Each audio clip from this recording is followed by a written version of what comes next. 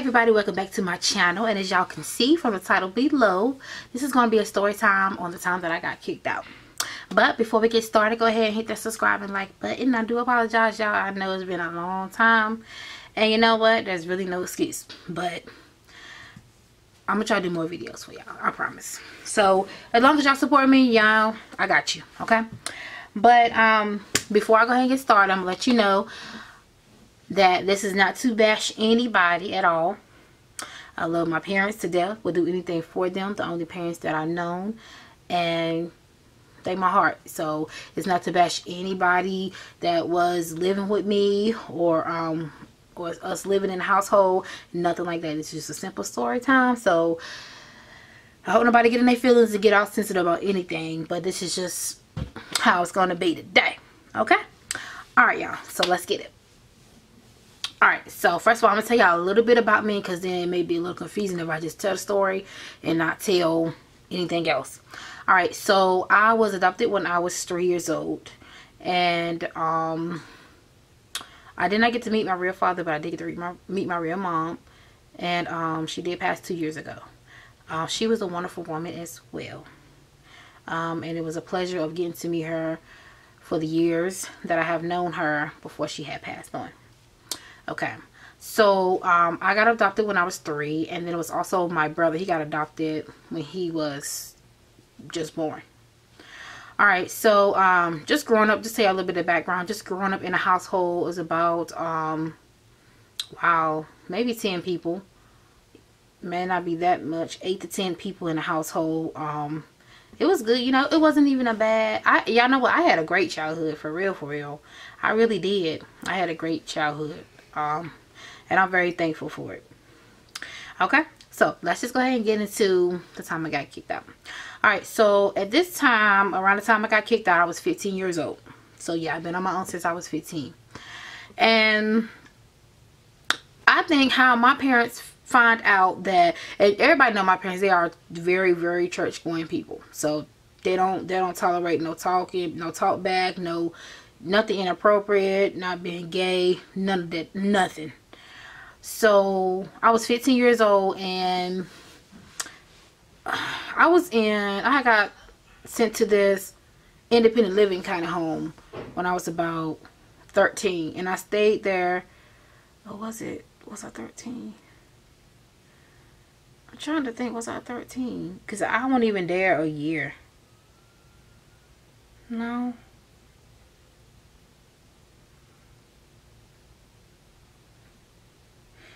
Y'all, I really don't know how old I was. Anyways, I remember, y'all, this is very crazy. I should have had my story together, but oh well. So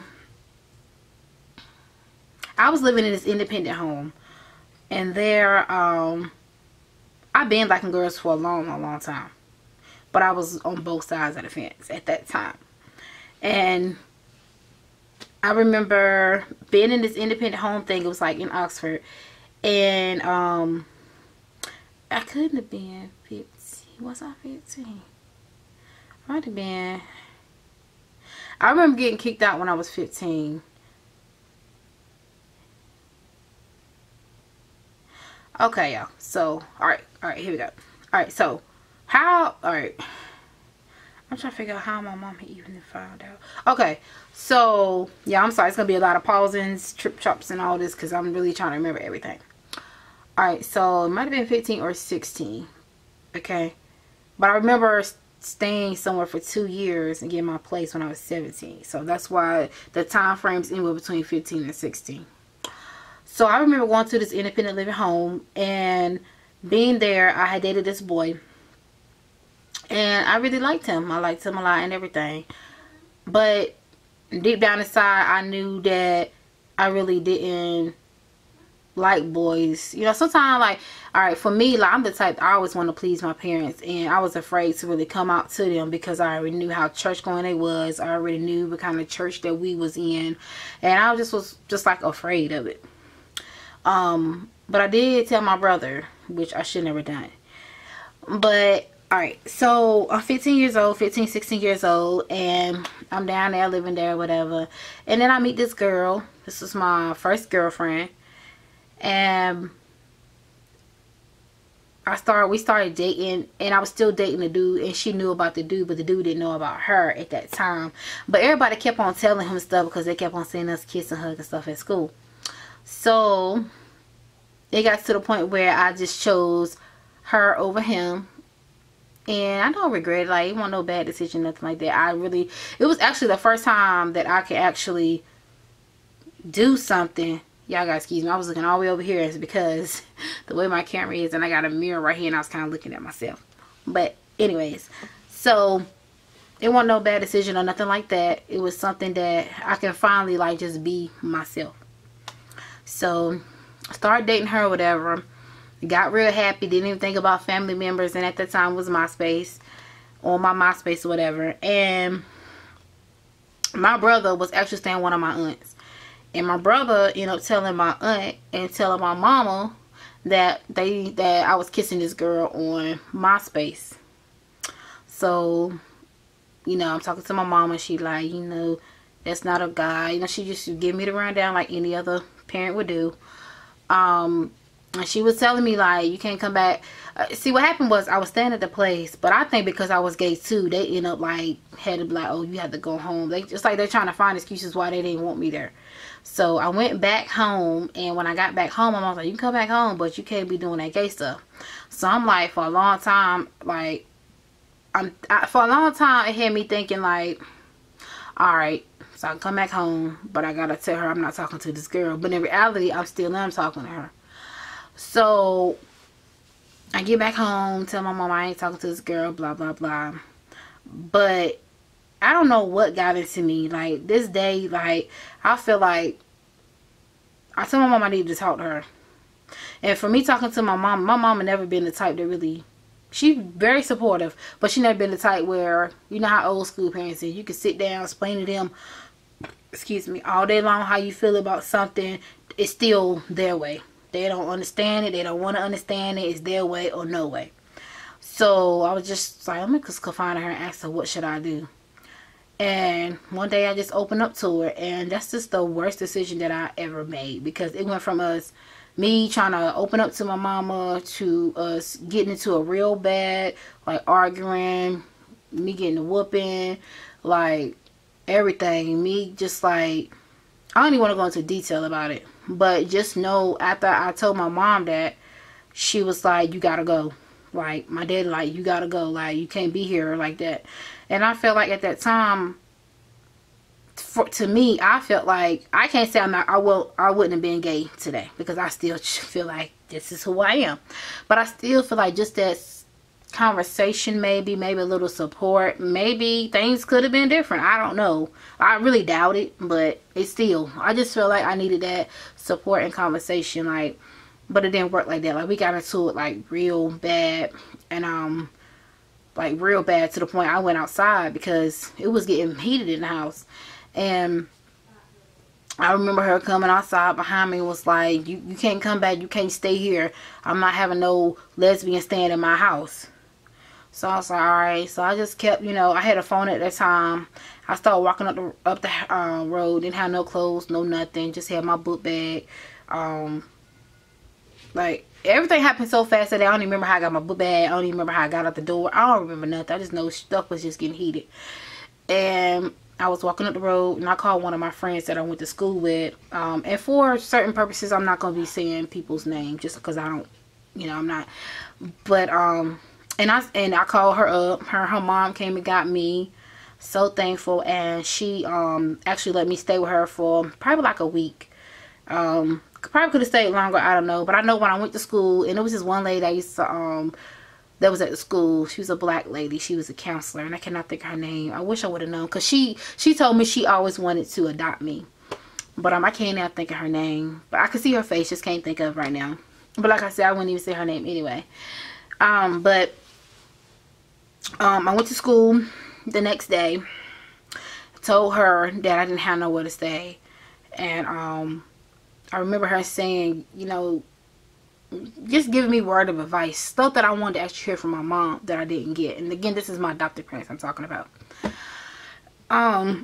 So like I say, 15, 16 in high school, and I'm trying to make it short, but I'm trying to put a lot of detail in there. So when I go to school and I let her know about it, you know, I'm crying, trying to confide in her, talking to her, you know, she feels like very understanding, so supportive. And probably like within, like I said, I stayed with my friend for a week, but after that I went to this domestic violence shelter. Like I say, things did get heated in my house, but I went to a domestic violence shelter, and I stayed there for 6 months. And when you think of a shelter, you think of nasty, sloppy. Like, this shelter was nothing like that. This shelter was like my house. And anybody see my house know how clean I am. And walking into it, I'm thinking like, y'all sure I'm at a shelter? Because this shelter looked like a mansion. Like, it looked real good. But there I met a couple people, you know, and I just kept the faith and I kept on pushing, and they were very helpful. At this time, I do know I stayed there for probably a year, year and a half, and I was still seeing my adopted parents at that time, because I still like felt like I really didn't have nobody, so I needed somebody. So I still was talking to them. You know, matter of fact, I still was going to church with them. You know, I forgave them. We talked it out, but I still stayed at the shelter, and I still went to church with them and stuff. But probably like a year and a half later, not even a year and a half, I'm probably exaggerating, y'all, probably like a year later, I was saving up money and stuff, and the shelter actually helped me get my first place. And I was 17, so I got my first place when I was 17. From that moment, when I was 17, it's like things was just, the moment I got kicked out, and I don't even regret having a conversation with my mom, let her know who I am or what I felt like that I wanted to do, like, because this is just, I feel like you should be able to open up to your parents about anything, whether they agree or disagree. Like, just talk to your parents. That's what I felt at that time. And I think that's, you know, right quick off subject, I think that's why I am the way I am towards my daughter right now. I feel like some people's like, you need to act more like her mom than her friend, but I'm both. Because at the end of the day, my daughter ever decide to make a bad decision or need advice on anything, I don't want her to think, oh, if I tell my mama, she just gonna spaz, or she not gonna understand, or I can't talk to her. Because that's why some of the kids out here doing what they doing now, because we have these parents that are already set in their ways, and it's their way or nobody's way. So yeah, back to the story. So I got my first person when I was 17 years old, but it just like from 17, I want to say to 17 to 23, and y'all like, wow, that's a long time. That is a long time. Like, that's what, 6 years. I went through the most charge. I got a couple charges on my background. I done some things that I had to do because I was 17 years old and I didn't know how to live out there on my own, but I had no choice. I had no choice. So I just know after I went through what I went through, at that time, of course, 17 years old, I'm questioning God, not understanding why this is happening to me or things like that. But, you know, we all go through things that we are not going to understand. And then at the end, we're like, oh, okay, I see you, God. I see how it's working. I see what you're doing, God. You know. So, I mean, after 23 years old, I got on my grind. Like, y'all, I really got on my shit. Like, and it's like people, I think people don't understand me now. Like, I'm about to be, well, I'm 30 years old, 29, about to be 30. And I think that people, so yeah, just like 7 years ago, I just got on my shit for real. And that's okay. And I ain't even embarrassed to say it. Like, cause I ain't have a pot to piss in for a while. But then I got 1, 2, 3, too many pots to piss in. I'm blessed about that. You know what I'm saying? And I think that's why I'm the way I am now. I'm very dependent. Like, I feel like, trust me, I have a wonderful family. Even my adopted mama still, we talk all day, every day. I love this woman. I will fight for her. She know I would turn it for her. Have done it, will still do it. She need me. I got her. I need her. She got me 100%. 100%. And it's okay though. It's okay. Because, you know, I had to actually forgive her. I had to forgive my dad. And I think if I didn't, I wouldn't have that connection I had with them. Man, they love me to death. I love them to death. And you know, that's, I know it probably sound weird, but still, that's still my mom. That's the only that's still my dad. Them are the only people that I know. Them are people that still raised me. And guess what? I'm still here. I'm beautiful. I'm alive. It's like, they ain't hurt me too bad, right?